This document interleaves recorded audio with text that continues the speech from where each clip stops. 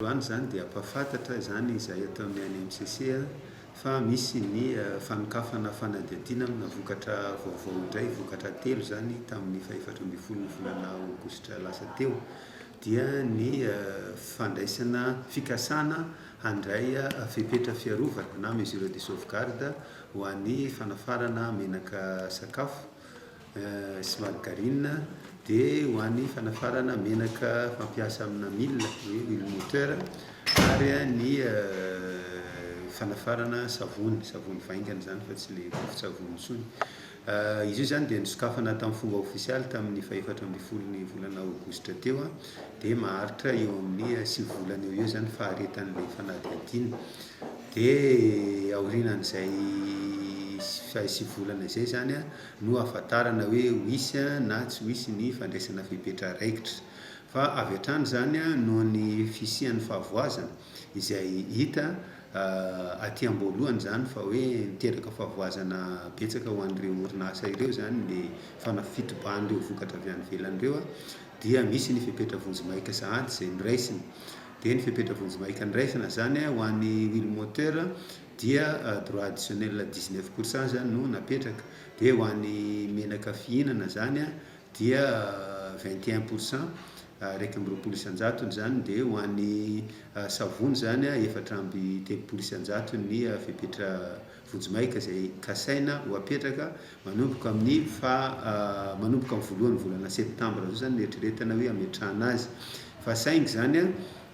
mialohan'ny tena hirosoana amin'izay fametrahana izay fepetra vonjimaika izay, dia misy sahady zany dinika izay iarahanay amin'izay rehetra heverina fa manana tombontsoa ao anatin'io raharaha io, dia tafiditra ao anatin'izany zany ireo mpanafatra entana, ny mazava ho azy koa fa ny fanjakana ary, satria ny ladoany koa zany izay misy fiantraikany eo amin'ny fidiram-bola kitapo-bolam-panjakana ny fandraisana an'ireo fepetra ireo raha ohatra ka midina ny importation, dia tafiditra ao anatin'izay koa zany zareo anatin'ny mpiaro ny zomim-panjifa. Dia amin'ny herinandro ambony zany hoe amin'ny faha-valo amby roapolo ny volana aogositra sy ny faha-sivy amby roapolo ny volana aogositra ho avy izao zany, dia misy zany izay dinika izay hoe ahoana ny tena ametrahana azy mba izay fepetra ho raisina izay zany mba tsy tena ho hisy fiantraikany betsaka eo amin'ny toe-karem-pirenena sy eo amin'ny fanjifana zany eto amintsika. Ankoatr'izay moa zany dia efa misy ny fepetra vonjimaika ihany koa noraisina tamin'ny fanadihadiana mahakasika ny dumping amin'ny fanafarana ronono mandrimamy. Io zany dia fanadihadiana izay efa nisokafana tamin'ny faha-5 amby roapolo ny volana aprily lasa teo, efa lavalava ihany zany le fotoana, dia efa nisy zany no dinika ny fanaovana tamin'ireo mpandahara azy voakasika, fa saingy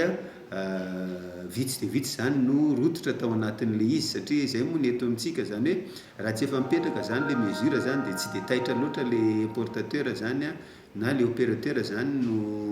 hoe handray anjara ao anatin'le fanadihadiana. Dia misy koa zany ny fepetra vonjimaika raisina zany mahakasika ny fanafarana izay ronono mandrimamy izay, ka ny tany tatao-ketra izay apetraka amin'io dia miova arakaraka n'le pratika na dumping izay ataon'le orinasa mandefa n'le entana mankaty amintsika, satria ny orinasa avy any Malaisie zany tena mpanao an'le dumping eto amintsika. Ny fepetra izay ampiarina zany ny ronono mandrimamy avy amin'ny firenena hafa rehetra dia tsy hiaran'izay fepetra izay, fa ny avy any Malaisie ihany no hiarany, satria ireo ihany zany no hitanay hatreto aloha fa manao an'le dumping. Le atao hoe ouverture d'office zany ny ANMCC raha ohatra ka manao enquête, zany hoe manokatra tsisy fanadihadiana zany na dia afaka manao an'izay ary ny ANMCC, dia miainga amina fangatahana foana zany le anokafana fanadihadiana.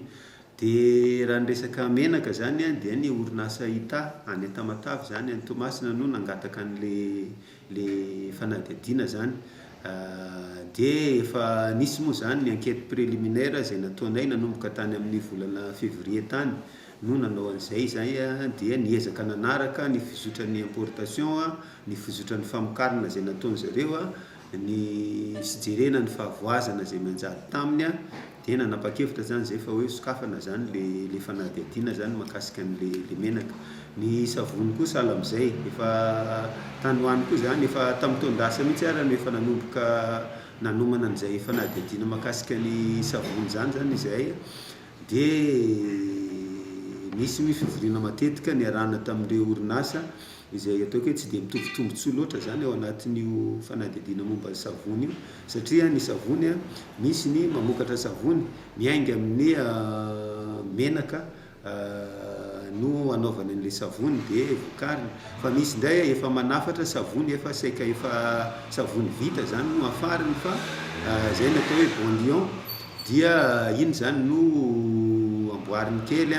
dia zay zany no amidiny, dia tsy mitovy zany le fahafahan'le orinasa ireo mifaninana. Dia zay zany nahatonga ny fanadihadiana zany sokafana, dia tsy maintsy misy moa zany dinika zay mbola ampitoviana indray mitady dokanga zany eo amin'ireo, satria ny fahavalo hitambaran'ireo zany dia tsisy ankoatran'le hoe importation ihany. Dia zany ny fahavalo iombonan'ireo, dia tsy mitovitovy raha ireo orinasa ireo zavatra iombonan'ireo kosa zany dia hoe ahoana zany ny hatrehan'ity fitobahan'ny importation ity zay mamona n'le orinasa zay le eto an-toerana. Eo amin'ilay resaka hoe firenena zay tena hoe mpandefa an'le entana eto amintsika zany raha ohatra ka ny resaka menaka ny resahana zany dia ny Indonésia, ny Malaisie sy ny Egypte zany anisan'ny mpandefa an'le menaka. Ny savony dia mbola mitovitovy amin'izay ihany ny Indonésie sy ny Malaisie, ary ny Pakistan no tena hoe iavian'ireo karazana savony ireo. Ny menaka motera zany dia ny avy any Émirats Arabes Unis, Egypte ary ny Afrique du Sud anisan'le tena hoe mpandefa betsaka. Zany hoe be dia be zany firenena mpandefa an'le entana, fa ireo zany tena hoe manana ampahany betsaka zany. Raha ny fitambarany amin'ireo firenena telo ireo dia efa mahatratra any amin'ny 70 isan-jato ny fitambarany vokatra farantsika eto Madagasikara zany ny avy amin'ireo firenena vitsy ireo. Dia zay zany le mahatonga an'le hoe ireo zany no misongadina indrindra, fa tsy midika nefa zay fa ireo ihany no hiaran'ny fepetra. Ankoatran'le resaka hoe amin'ny dumping zany dia tena hoe zay tena mpanao an'le dumping no hiaran'le fepetra, fa ny sauvegarde dia ny firenena rehetra zany hiaran'ny fepetra, raha tsy hoe anga ny